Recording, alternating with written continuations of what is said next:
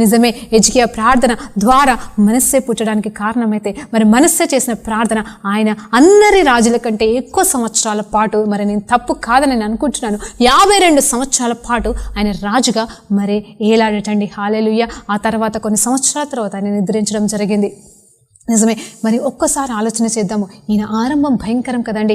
విగ్రహారాధన, మరి పాపాలు చేశాడు, మరి ఇంకెన్ని తప్పులు చేశాడో మనకు తెలియదు, కానీ అవన్నీ బైబిల్లో రికార్డ్ చేయబడలేదు. కానీ మరి పాపము చేసిన ఆయన జీవితము, ఆరంభం భయంకరంగా ఉన్న ఆయన జీవితము, చెరపట్టబడిన శత్రువుల చేత చెరపట్టబడిన ఆయన జీవితాన్ని ఎప్పుడైతే దేవుని తట్టు తిరిగాడో, ప్రేజ్ ద లార్డ్, ఎప్పుడైతే దేవాది దేవుని తట్టు తిరిగి నువ్వు తప్ప వేరే దేవుడు లేడని తెలుసుకున్నానయ్యా, నేను పాపం చేశానయ్యా అని అంగలార్చాడో, వెంటనే దేవాది దేవుని స్వరం విని ఆ తర్వాత మరి ఆయన విడిపించబడి నిజమే మరొక్కసారి ఆ మందిరాన్ని పునర్స్థాపించడానికి, అంత మాత్రమే కాదు, దావీదు ఆ వాల్స్ని కూడా, అంటే గోడల్ని కూడా మరలా ఎంత అంటే చాలా ఎత్తుగా కట్టించడానికి కూడా